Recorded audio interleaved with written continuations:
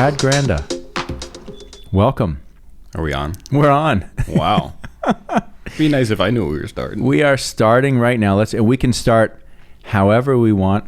There is no official beginning other than I still am trying to find a smooth way to say, Brad, you're on deck.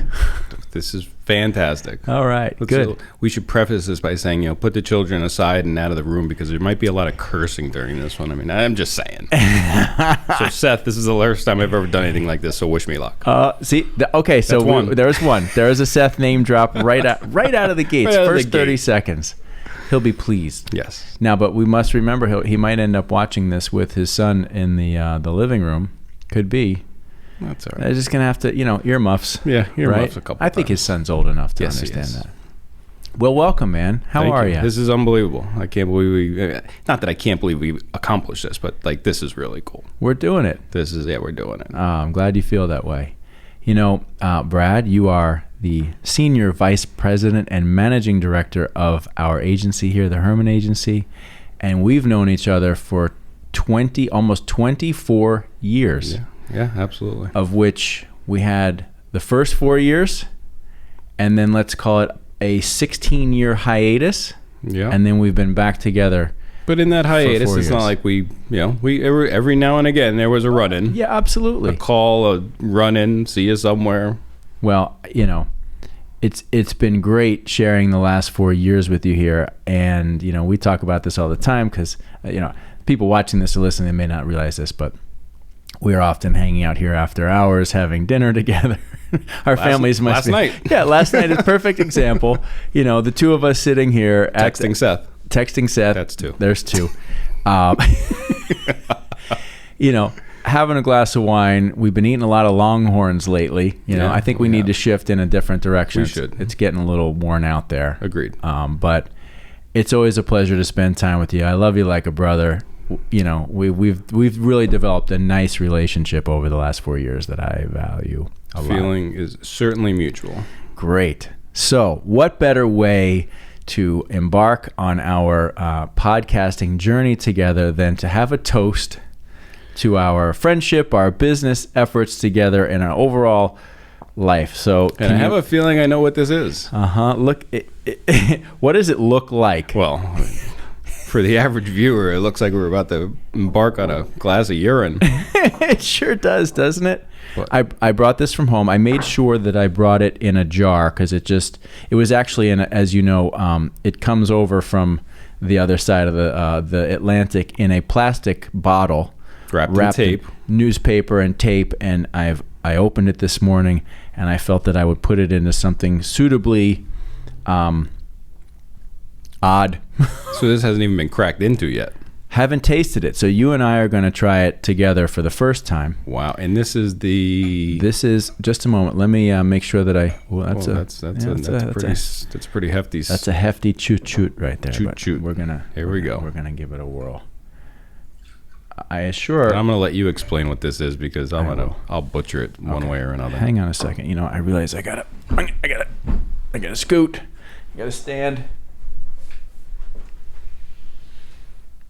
Thank you, sir. Mm-hmm. All right. Sorry for stepping away from the microphone. And now we sit. So, as you know, and some people know, my wife is from Russia.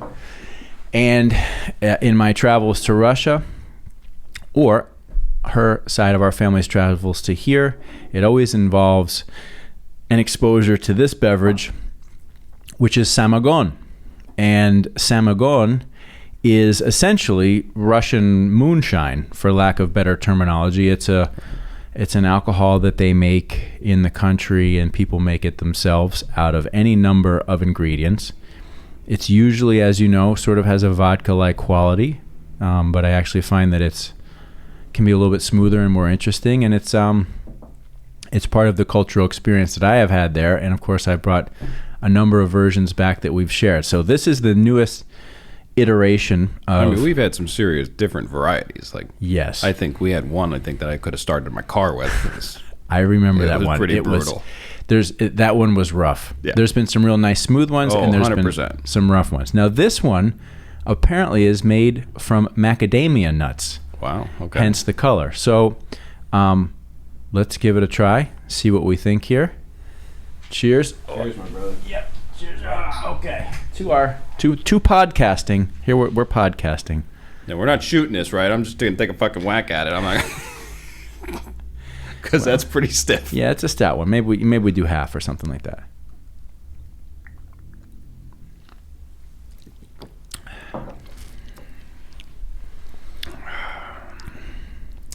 I get a lot of vanilla. Mm-hmm. Back end had a little bit of fire on it, but then it went away relatively quickly. Right.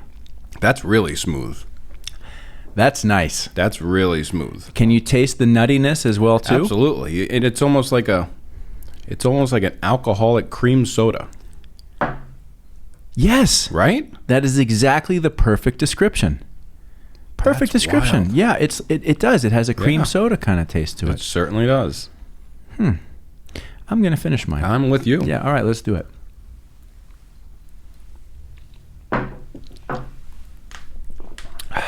How do you like the glasses? That's nice. Love it. Did these have to go back home or? Yeah, I got to bring them back home. My wife lent them out to me this morning. She's like, you can take them, bring them back. Understood. So, all right, well, that was enjoyable. And so here we begin. And I was thinking about where we would start because there's a million things that we can talk about. We sat here last night talking about a million things, and so we can just pick up. But one of the things that I really appreciate about you is you are very culinarily adventurous. You have a very open mind when it comes to food and wine and alcohol, whatever it is. You have a real genuine appreciation for it and an absolute open mind to anything. We've been out to a number of restaurants together. I can think of the one that we went to in Boston that Seth recommended. And fantastic. with all those little appetizers and all that interesting stuff. That was one of our first really fun, delicious meals together. But I think I remember the name of it. The Salty Girl. The Salty Girl in Boston. Yeah, that was a wonderful meal. Where we ate, like literally, you ate out of cans, like sardine cans and everything. But we had to order 12.5 things on that menu. We did. And I think the last one was fried chicken and waffles. It was fried lobster and waffles. That's right. That's right. That was dessert. It was. And then we walked home in the snow. Yes. Yeah. But remember that night. That night started with us leaving the hotel, and it was a shit show outside. Like, it was disgusting. It was nasty, typical Boston weather, rainy, cold. Yes. We had umbrellas from the hotel we were in. We walked to the restaurant. We left the restaurant. Literally, we were in that restaurant for, I want to say 3 hours. I think you're right. And walked out to this, and I've seen snow a handful of times in my life. Mm-hmm. The only time I've really seen snow is from work and traveling. But never have I walked out into snow where it was this gorgeous layer of fresh powder that, it was so late in the night because we were there for so long. Right. The cars hadn't driven through it yet. Nobody walked on it. And if you remember, after we crossed the street, I literally turned around and took a picture of my footsteps because they were the first footsteps in like 2 inches of fresh powder, and it was just unbelievable. I remember, and you're right, because when we were on our way, it was rainy. It was sort of like still it was horrible. The cars driving by, a lot of noise and what have you. And then when we went out, it was one of those beautiful situations that happens anywhere it snows. It was incredibly quiet and calm, like all the sound was gone except just that beautiful quietness. There was nobody out. Incredible. That was a great night. That was awesome. Really great. And that night we tried a lot of things. And so tying back to my observation is this adventurousness and love of cuisine and food that you have. And I'm curious, where did that come from for you? Was that something that started in your family or that you learned and were exposed to later in life? 100% my old man. Yeah? Oh, yeah. I mean, and it's something that I've passed on to my kids, right? But when I was a kid, we ate everything. And, sure, being an Italian household and every Sunday was, that was your pasta and sauce day where, mom or grandma was cooking it from 8 o'clock in the morning till 4 o'clock in the afternoon. And did that happen in your family all the time? Every Sunday. And it was always at my Nana and Pop's house. Mm-hmm. And it was always at my mom's side. Right. who's got 2 sisters. Each sister has 3 or 4 or 5 kids. So we all would go to my grandmother's house, my Nana's house, and they'd be cooking, and it was an all-day affair. We were, all of the cousins were together, not being stereotypical, but that's just the way it was in this household. All the moms and the grandmoms were cooking and getting everything ready. Mm-hmm. The kids were all playing. We were in the pool. We were here. We were there, and all the guys were in the back room. My Nana had a back room in her house, right? That was the card room, and that's where the guys were, and that's where the dads and the grandpas and the uncles and everybody were. And it was a closed-in room, not a window in sight. Everybody's in there with their cigars and their cigarettes. And as kids, we would walk in there and like literally, it was a fog machine in there. I mean, I wouldn't be surprised if every single one of them would have died from cancer from being in that room for a day. But we would venture in there because Dad would call, "Hey, Brad, give me a beer, give me a scotch," and we'd go in there and hand over a scotch or a beer, and they'd throw us $1, $5. It was like a tip. Like we were waiters. So the kids were like the waiters. Yeah, we were 5 years old, bringing drinks in there and getting tipped by everybody. That's so great. So that was a Sunday thing. Mm-hmm. But Dad always had us adventuring into different things. I mean, the variety of stuff that I've eaten quail and dove and alligator and rabbit and snake and everything right. Under the sun. And a lot of that stuff, we would go out and hunt. Yeah? Sure. With your dad? Uh-huh. Yeah, we had BB guns and we'd shoot whatever we could shoot that we could eat. Right. But it was just something we did. And I think I had this, I think I mentioned this to you last night. Fishing, obviously. Fishing was a gigantic thing in our family when I was a kid. Crabbing every weekend. So we grew up from him learning just to... You ate everything. You tried everything. Right. And my kids are now 10. Jake will be 12 in April. Mm-hmm. Victoria's 10. My kids will eat squingil, calamari, raw oysters, everything under the sun. And it's just something that my wife, forget about it. You got no shot. But as far as them, they'll eat anything. And it's just been passed on, and hopefully they will continue that, and I'm sure they will. That's so interesting to me because it reminds me of one more commonality that you guys share, or that you and I share. Both of us, okay, so my adventure for eating cuisine, same thing, came from my dad. Different avenues, right? But he was the one that opened our eyes to food and wine and appreciating those things in life. And, if I were to back up a step, you and I share a lot of similar experiences. We both have and had fathers who were larger than life. Like your dad, you've told me a lot about your dad. Your dad was larger than life. My dad was larger than life. Your dad sounds like he had a real zest for life and shared that with you guys, that you absorbed, right? Mm-hmm. Same with us. We can go down the list of the good things, right, and the bad things, even to the fact that both of their lives were ended similarly after a struggle with cancer. And I'm constantly reminded by these things that you and I share that are very similar, and not to get into like the dark or deep at this moment, but the food thing is, I'm glad to hear it came from your dad as it did with mine. And it's just, once that gets in you, you can't get it out of you, right? Right. It's very hard to, we both like to focus on fitness and riding bikes and taking care of ourselves, and I think you never know it, right? But it's true, and we both go through these varying times when we're like really on it or really not on it. But I think both of us have the same thing where we come back to there's something really special about enjoying a good meal, and whether it's a nice bottle of wine or a beer or Samagon, or whatever it is, there's something special about the act of sharing a nice meal together and enjoying that experience that I don't know about you. I don't find that in a lot of other experiences. Well, a lot of my life is childhood is surrounded by food. It didn't, again, Italian household on both sides. Both of my sides of my family are from Sicily. And it didn't matter if we were going to my nana and pops on my mom's side or my grandfathers on my father's side. But the amount of food that was served from the second you walked in the door. I mean, again, it's the old school grandma that's like, oh, Brad, you got to eat. Brad, you got to eat. Try this, try that. And it's 100 different dishes. You know, Christmas Eve at my grandmother and grandfather's house was out of this world. Like we always laughed about it later on in life. With like, why didn't this side of the family open a restaurant?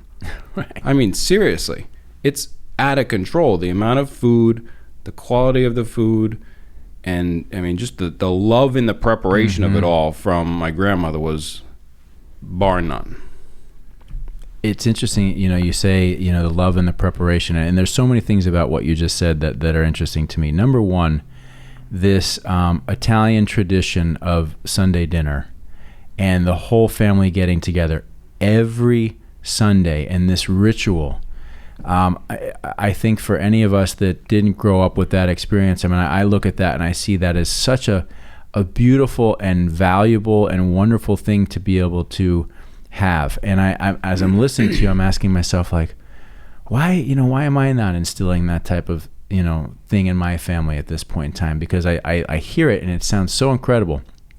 And it's not just about the food, right? Like, the food is what brings everybody together, but it's that consistent time together as a family, sharing in those moments that builds those strong bonds, and I think really builds, who you are as a person growing up from that. Well, I mean, you're not alone in that, because I say the same thing to myself all the time. Like, why did back then the sisters and brothers at the time, my mom and her two sisters, why were they able to get everybody together all the time? Like, nobody wavered. You were there. You showed up. Period. Right. But yet I don't have that with my brother, or my wife doesn't have that with her two brothers. Well, they live out of state, so it's different. Right. But staying with our family, I don't have that with my brother right now. And to me, it's life gets in the way. It's back then my dad worked his ass off. And you and I have had this conversation. We'll share it with Seth and the rest of the world right now. That's that 3. No, that's 4, because I threw one in. You had 3, that's 4. He instilled in me back in the day, just work your ass off. And my grandfather, his father, his words to me every single time he saw me, you always have somebody in your family that you'll see, and every time you see them, or did see them before they passed, they always said the same thing to you. And my grandfather's was, keep your nose to the grindstone. That's all he said to me. That's not all he said to me. He always made sure he said that to me. Right. And that just meant head down, barrel forward, work your ass off, and the money will come, right? That's what it was. Work your ass off, the money will come. So it's gotten to that point, like, we're both, and me and my brother, raised the same way. So we both work our ass off. It's life getting in the way of us being able to do that. He's got 3 kids. They all play soccer. One's older, then he's got 2 twins that are younger. The activities take over, and it's just life gets in the way. Yeah, and I agree. But at what point in time do we figure out, and listen, we're both the same age, we're both at a similar stage. I mean, you have a family that's a little bit more developed than mine, but we both have younger families, right? And we're at a similar age and at a similar point, career-wise in our work trajectory, where it's like, when do we, when can you slow down to put those things in? Because our parents worked hard too, right? Like, your family worked hard, but they still found a way. And I don't know if it's just because we're constantly connected with technology and the phones and all this stuff. You just get moving so fast, and before you know it, it's like a month has gone by. I mean, it's already. I mean, I know it sounds cliche, but it's already the beginning of February. Like, January has gone by in a flash, right? And here we are. It's the beginning of February, and I feel like we're just racing right now to do everything, because we got a lot of work going on, a lot of good things going on at the agency, but so busy. But listening to this, I think, God, I don't want to look back on life and feel like we missed out on the opportunities to have those special times with our families, Well, that's something. Donna gave me a sheet of paper at the beginning of the year that she wanted me to share with my family, which I appreciated, and we did. And it was kind of like a little recap. It was like a little questionnaire of 2020, your best times, your worst times. I'm making this all up, but you get the gist. And then a 2021. And, it gave you, give me 3 things of this, give me 2 things of this, and fill in the blanks. Right. And one of the questions was, something that you're going to improve upon in 2011. And my first one was my relationship with my brother, and talking to him more often and spending more time with him. And once all his bullshit with COVID is over and everything, and we can have a relatively normal life again, having our families together and spending, because when my kids are with his kids, even though mine are a little bit younger than his, they have a blast. Right. And right now they don't get to do that enough, and it's not fair to them. Yeah, it's interesting. I'm seeing, my daughter she's 3, and this is the first time, and our intention is to have her in preschool in the fall. But I'm seeing now that she's ready for that interaction now. Like, I can tell. I can sense a sort of a little bit of a boredom in her. I'm starting to notice it over the last few weeks, as and it's it's COVID time, so it's it's tough to. Everybody's doing the best they can to provide a meaningful family experience and what have you. And I think overall we're doing well, but I see that with her right now. And, it's so important. We can do all of what we do here. We can work hard. We can be successful. We can enjoy this, have successes and failures, whatever. But at the end of the day, like at the end of your life, and I feel like I'm getting like deep here. I don't know. I think we need a refill. I think we do. I think we need a refill. Let me grab that. So I'm going to pour and talk. But at the end of it all, right? When you're looking around at whatever time it is that it's your final days, who do you want to be there? What do you want to be talking about? It's the time with your family and the people that you love and care about the most. And so I think the previous generations, like of your family, really understood that, right? That Italian every Sunday. Hang on a second, let me. Well, I mean, that wasn't even a question back then, right? That's just the way it was. Period. Right. I mean, like, that's the way it was, because that's the way they did it in the old country, and that's the way they do it here. And I think about my family, and we've talked about this. My parents separated when I was 8 or 9. And so my mom was responsible for raising my sister and I, and she worked hard, and she did everything she could. She was a great mom, and she provided such a warm household for us, and we were really a very tight unit. We were very close, and we had our own, traditions and things that we did that meant a lot to us. We didn't have Sunday dinner, like with the whole family, but we did our own things. But our experience was different, and we would have those celebrations when we'd go see my dad at the holidays and what have you. And those are the things, like if you were to say, what do you remember about your childhood growing up? I'd have to say a lot of it, again, like where we started, goes back to those times when you're together with your family, having a nice meal, whether it's the holidays or it could have just been the summer out in the backyard, whatever it was. It's those times together where everything else kind of vanishes out of the way, and you're just able to enjoy those moments. So nice. Absolutely agree. It reminds me of the trips to Russia. I see my wife's family, and they are very close, and to see how they interact and how they enjoy spending time together, and how they they really, that's old school. It's 100% it's old school, in the backyard, in the garden, working out in everybody working together in the backyard throughout the day, and then mom pulls a dinner together, and it's just, they're magical experiences that you couldn't even possibly recreate anywhere else. Right. Cheers. Salud. Salud. I told you that when I first, you know, the Russians, right? What do they call this? Samagon. And when you're drinking, what's it called? Chut-chut. That's right. I'm learning, see? That's right. Chut-chut. And what's this? Chut-chut. Yeah, chut-chut. So the Russians, yeah, it's so great. That's their sign for let's have a little drink, you know, and chut-chut means like a little bit. Let's have a little bit.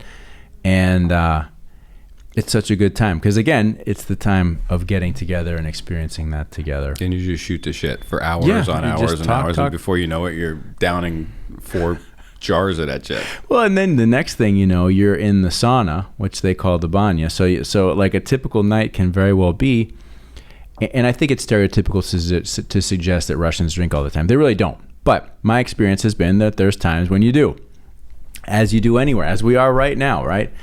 And so many times, you have a nice dinner, you have a couple of drinks, you're talking, well, I'm talking via, Google Translate in a lot of ways. Nice. And then before you know it, it's 10:30, and it's like, okay, banya, which is their word for sauna. And you're in the sauna, and it's so hot, right? And they have those birch tree leaves where they, they spank you, they literally like beat you, and the smell, like they dunk them in the water, put them on your face, and you smell the smell of the birch leaves. Who's doing this while you're... Well, it's usually my wife and I are in it. Not usually, it's always my wife and I in there together, right?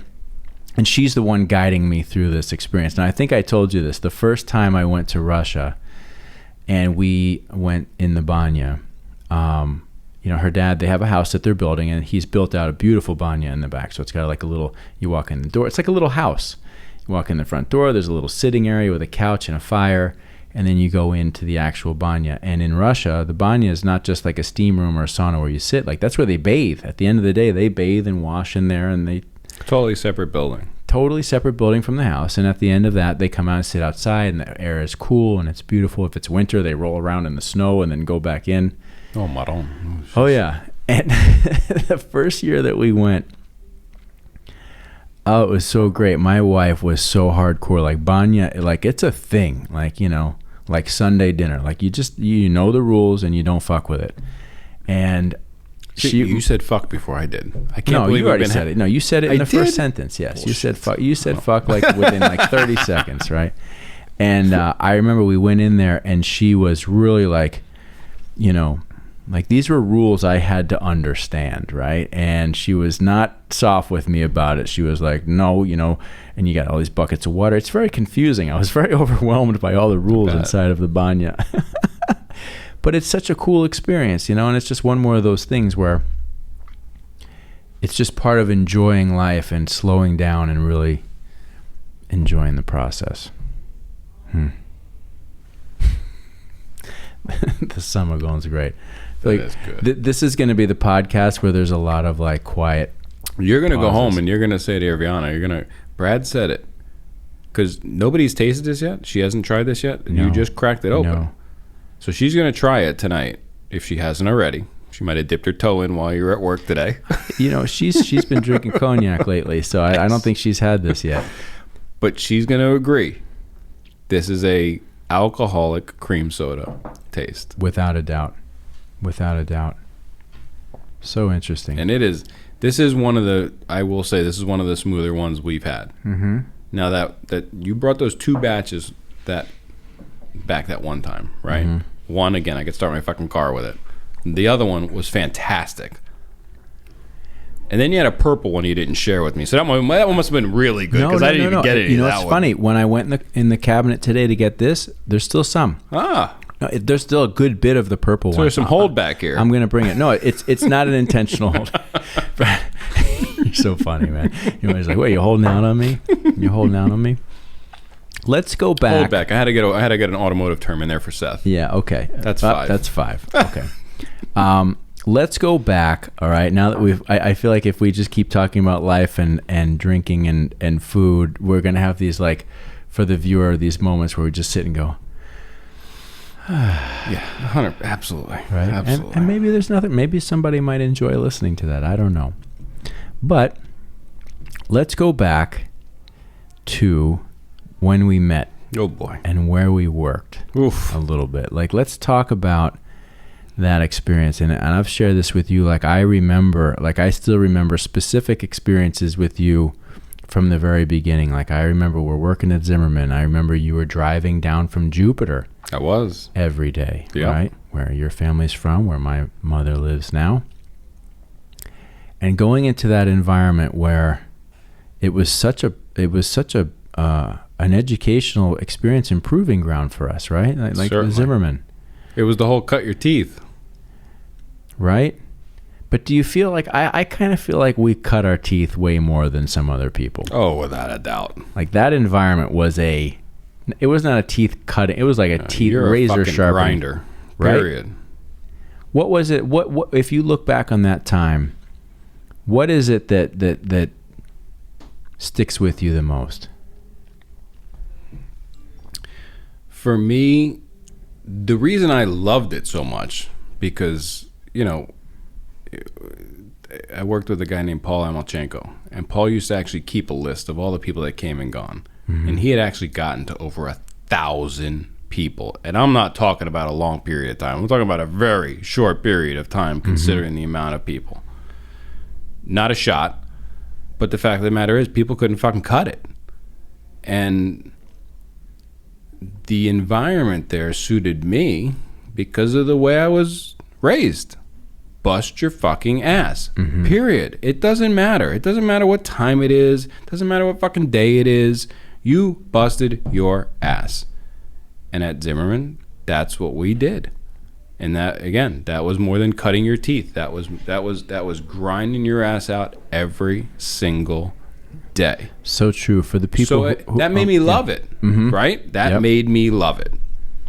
There was no lollygagging around about anything. Mm-mm. You grinded from the second you walked in that door. Shit, it started before you walked in that door because your phone was blowing up. If there was a problem, you were getting a phone call at 6:30 in the morning.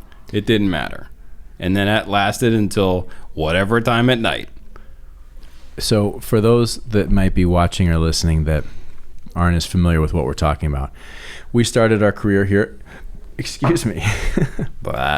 Here, we started our career here. You did it before me. In Fort Lauderdale at Zimmerman Advertising. Right there. Well, actually, that's right there. No, we started on West Commercial Boulevard. Yeah. I still remember driving by there the night that I drove. Well, I was moving from Colorado. I'll get to that. But I had a moving van. I was towing my car. I had a mattress in the back of the moving van that I was sleeping in on the way. And I remember I wanted to just see the office. I drove down Commercial, took a look at it, and I went down to Miami where I was staying. But we started Zimmerman Advertising, which at the time, this was 96, 97. 97 for me. 96, you started in 6. October 96 for me. Zimmerman was the retail automotive advertising shop. And people could say whatever they want. It was. There was no competition, period. Jordan and Terry were just fucking killing it in the business. And we went to work there about the same time.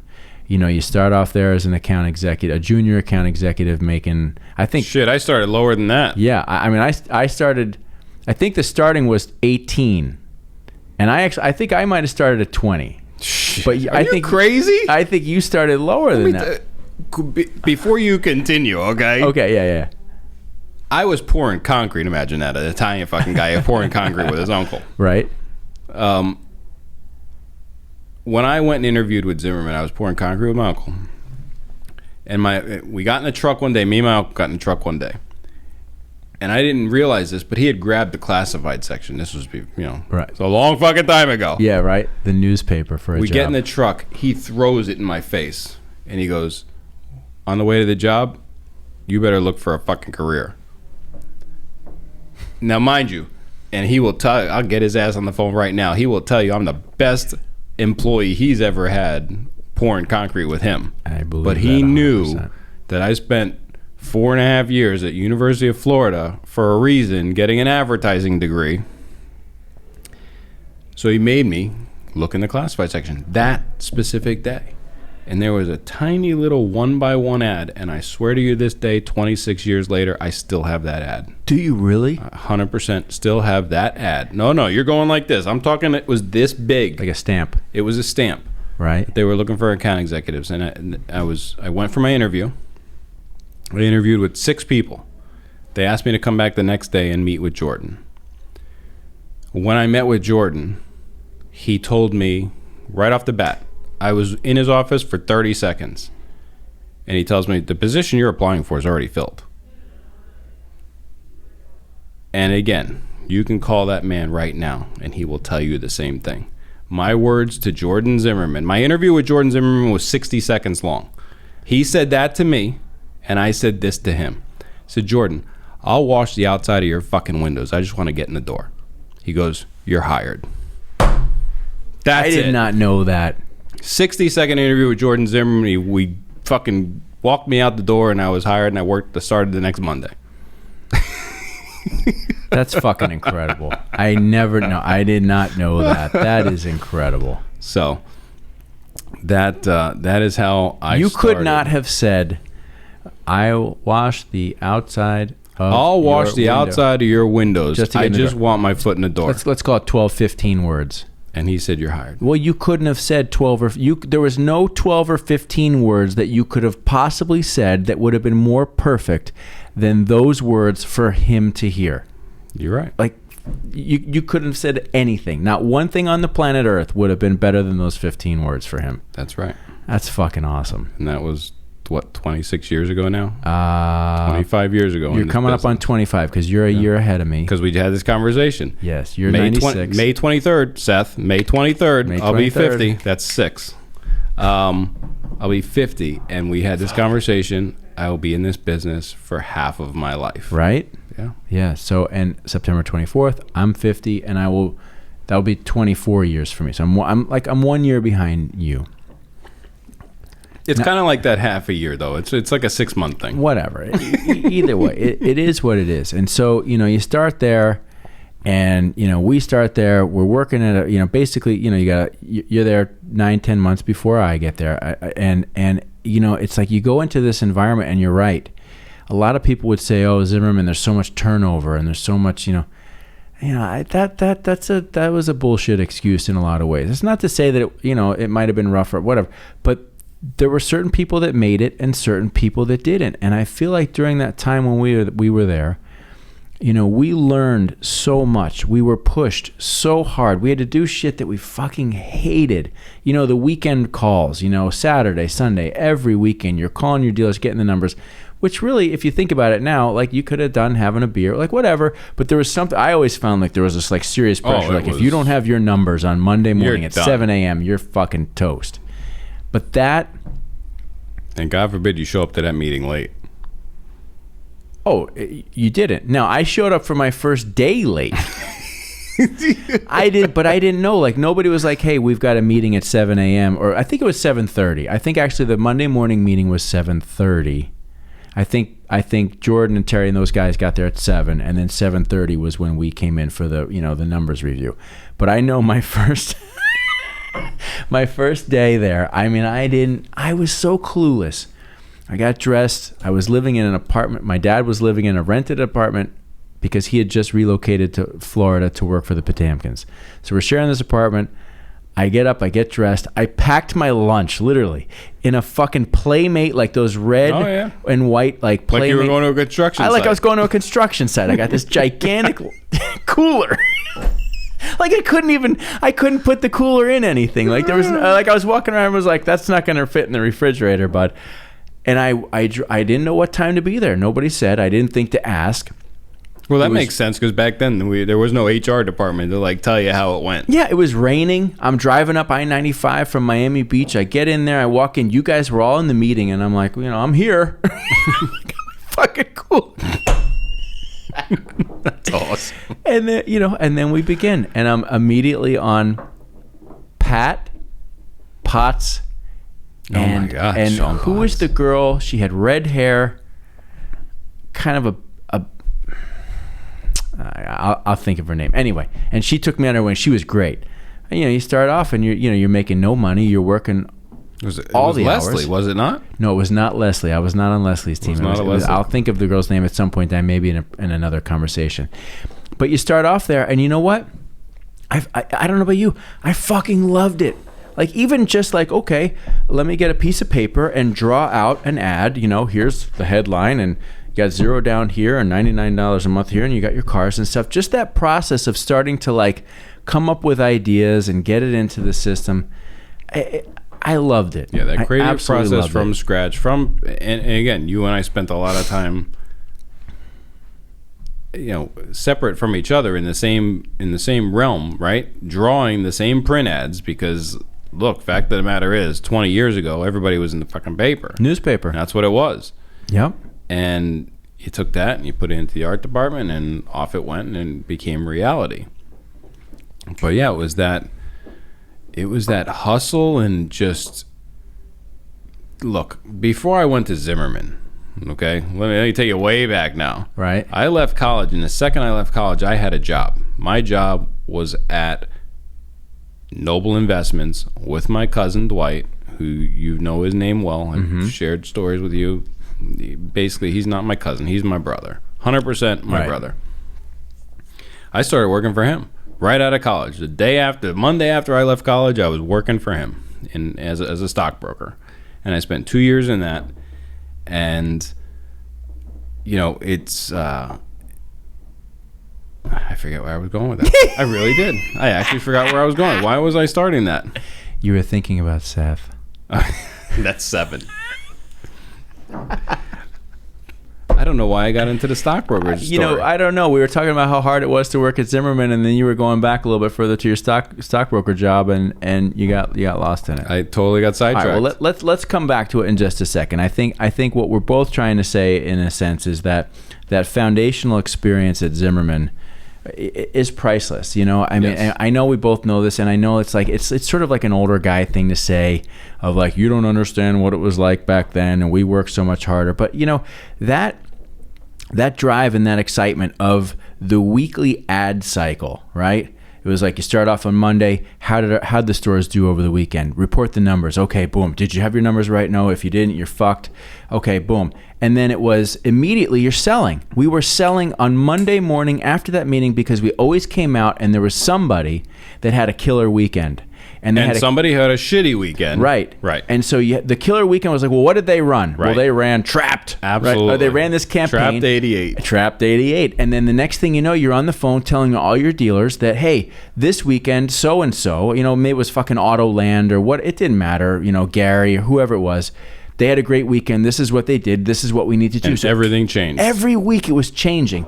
And you're writing the scripts, and it was always radio. We didn't do much TV then. It was a lot of radio. It was hardly any TV. Right? It was print and radio. You had to have your scripts, your radio scripts had to be fucking in on Monday, and that was even late, but you were always responding to the weekend results. And then you're moving into the print ads, and then before you know it, Wednesday night into Thursday night, you got all the deadlines coming, and you're cranking, and everyone's there till 8, 9, 9:30, 10 o'clock, 10:30 sometimes on Thursday nights, just getting the last ads out before. Shit, how many times did you drive to FedEx to get that? Oh my God, like a fucking maniac. I mean, tell me how many times. Driving down 95 at 100 miles an hour to make sure you hit that deadline. All the time. Right? Like people, it's like, again, we sound like the old timers, like, well, people don't understand. But seriously, like if we didn't get the ads out in FedEx or a package to somebody, God forbid Gary, right? Like I know he's going to watch this shit. Yeah. I know he's going to watch it. I'll get a call from Gary at some point in time. You've touched both of us. Love that man. Like that man, Gary alone is one of like the core influencers of my career life. Period.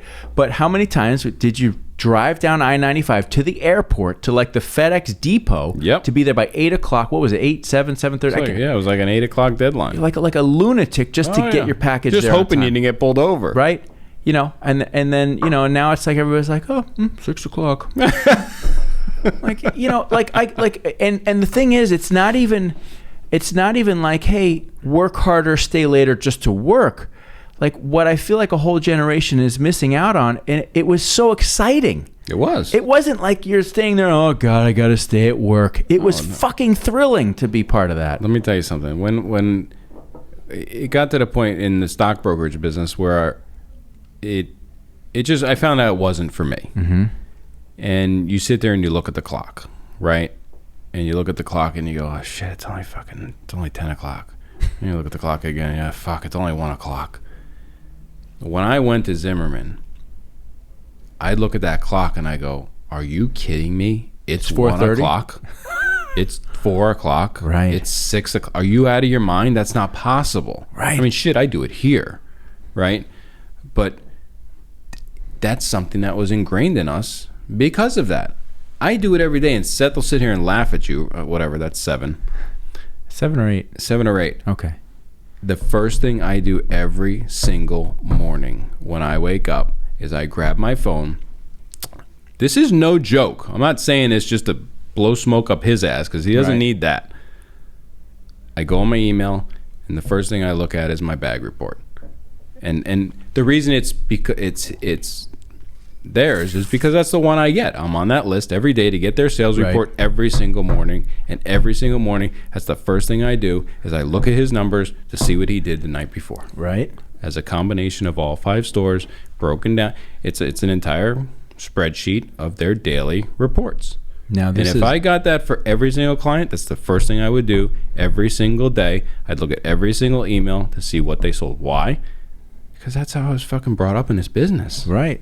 That's what mattered. Results. Right. Results. And, it's like, say what you want. People would say, well, Jordan's creative isn't that great, or this or that or the other thing. But I bought into his thing. It's like, it's not about awards for your creative, like going to Cannes and getting an award. He was never about that. He didn't give a shit about that. We got the fucking lion for our and I'm saying this, I'm going on both sides, because I also understand that the creative input is the creative side of the business. You want to be recognized, so I get that. But from Jordan's perspective, it wasn't about the awards. Are we helping our clients? Right. It was about the results. Are they selling more cars? Well, again, he never cared about that stuff. But let me tell you something. When I ran that studio and we were pumping out 2,400 spots a day, there was some crazy creative shit in there. Okay. There's plenty mixed in. Sure there is. But the people who judge that creativity, maybe they don't dig it, but whatever. That wasn't what we were about. That's not what we're about here. We're about pumping out creative that's going to be results for our clients. Right. And I will tell you, we've talked about this as well too, and I'm going to put myself way out on the edge here, in the sense that I don't want to discredit digital at all and what's happened in the last 10 years. I mean, there's been a revolution in marketing and marketing communications in every industry, and it's here, it's taken hold, and it works. But I can't remember the last time since the digital realm took over where I got a call from a client on a Monday morning and saying, we fucking killed it this weekend because of what we did, right? Where when it was just the traditional stuff, and I know, like, I'm putting myself in the dinosaur category. I hope I'm not, but it's just how I feel. There was a more tangible immediacy to the response of what we did during those days, and that was something that I found thrilling. It was like, okay, on Monday morning, either you were scrambling around and taking an idea that had been somewhere else to change, right, or you had your own idea. Right, because we all had total liberty to come up with our own stuff. It's not like we had to use somebody else's stuff. Like if you were like, "Hey, man, I came up with this and I'm running it this week," on the following Monday morning, you could be the guy that had the huge weekend based on your idea, right? And that's what was so great about the business at that point in time, is that you came up with an idea, or you took an idea from somewhere else, you put it into action immediately, and there was instantaneous results for the client that weekend. And look, sometimes so they satisfying. But sometimes they weren't all gems, right? Oh, you had bombs. Oh, you bombed. I mean, of course. Here, quick story.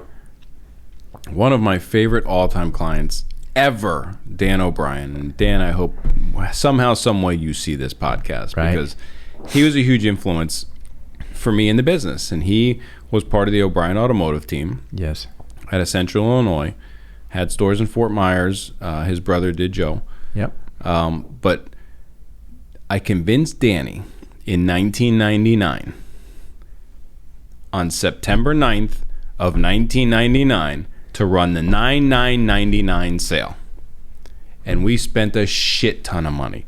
We had remotes. We were giving fucking cars away every single day. $9 down, $9, nine, no payments for 9 months, 99. I mean, it was fucking $9.99. September 9th, 1999. TV, radio, remotes, print, you name it, everything. Spent a ton of money. And it's funny because I did talk to Danny probably 2 years ago. We rehashed this conversation, which we do every single time we touch base every couple of years. I mean, when I tell you, this is what got me banned from Central Illinois, because I went there for the sale. Whoops. That was a problem.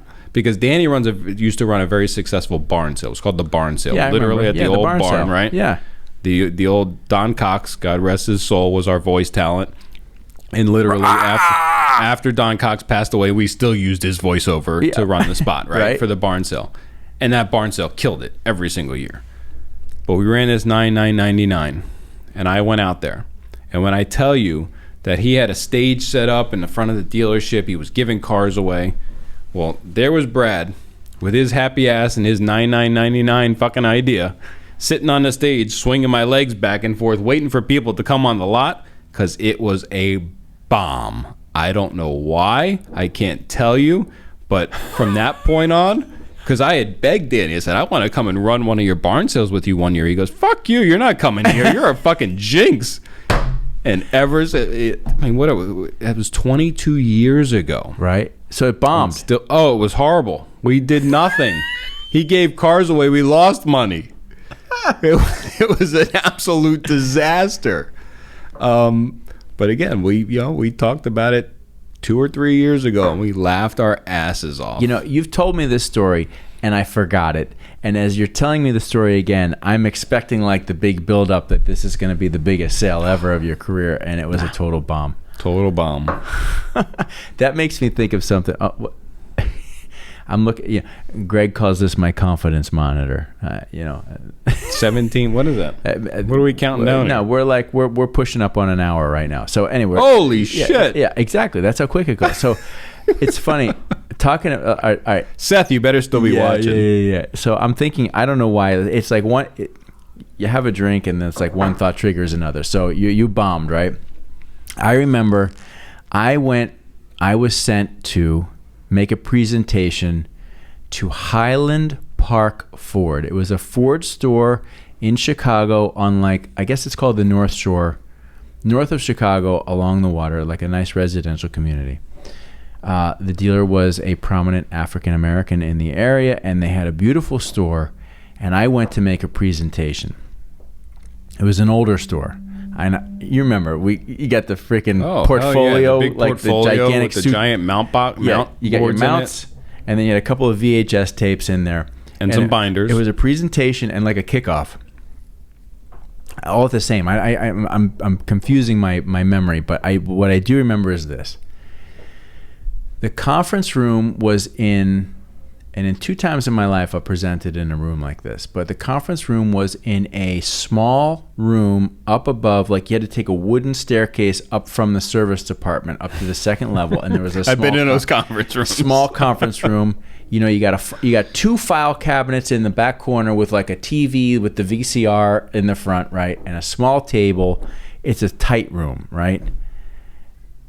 I don't know, I'm all 27, 28. I don't know what I can't remember at this point in time. And I go in, I got my suit, like I'm fucking dialed in. I got my shit. I got the easel. I got my mount set up, and I got my videotapes. And I make the whole presentation. It's like the dealer and his guys, right? And they're that's how it was. Yeah, like what do you got for us? Yeah, what do you got for us? So I make the whole presentation. I'm fired up. I'm, the whole thing. And I finished. They're like, thank you, Chris. We appreciate it. It was great. We'll let you know, right? So I'm, okay. Feeling good about it. Pack all my shit up. Get in. I walk down to the service department. Of course, on the way out, when you go into a dealership, you're always like, hey. No, to everybody. You're always like very friendly and like, hey, how you doing? Get out. I open the door. I put my my portfolio in the back seat, and I open the car door, and I just look down, and my zipper's down. Nice.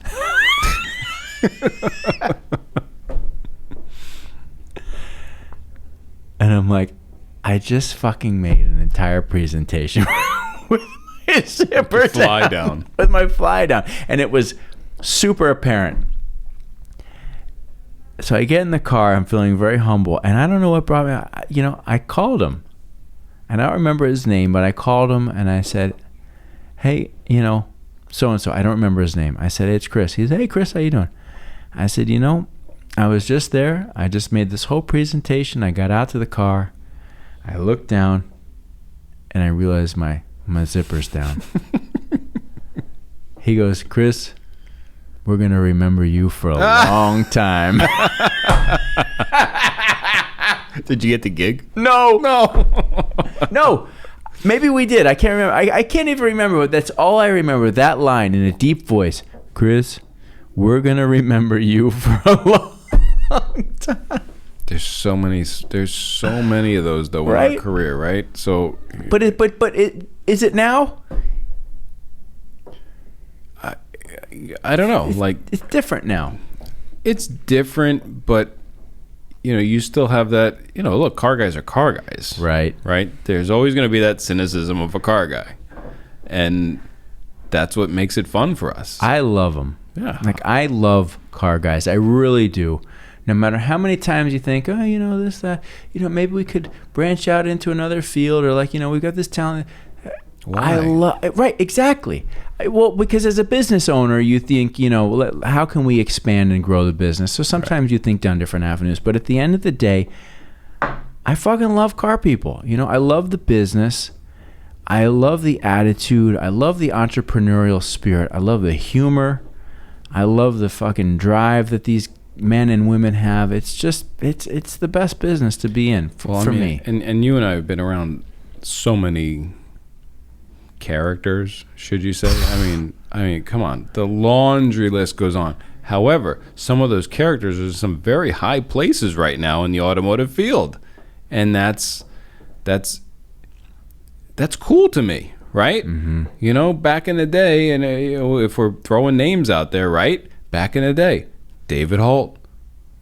I'm sorry. I don't know. Is he maybe the CEO of one of the largest automotive conglomerates in the country? Right. Yeah. And this was a guy who ran a Toyota store up in Boston, and him and I talked every single day, and you're talking one of the smartest guys in the industry that I've ever known, and I had a blast working with him. And again, you talk about that Boston cynicism, right? Love it. But he's got it. His is razor sharp. Oh, like an edge. Like an edge. And he's not much different than Sutz is, right? It's the same thing. And that's just, it drives me. I love it. I thrive on it. Yeah. Like these guys, it's kind of like my kids. They keep me young. It's the same thing. Like these guys they keep you sharp. You have to be sharp.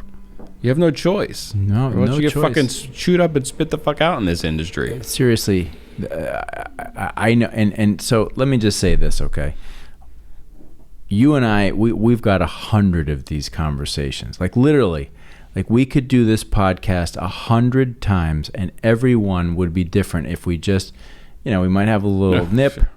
And we talk about our experience and what it was to grow up in this business, the retail automotive advertising business, and to be able to work with these men and women in this business. It's truly, it's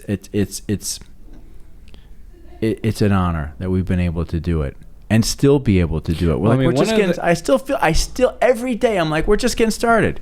Yeah. I never feel like it's kind of come and gone. No, I never feel that way.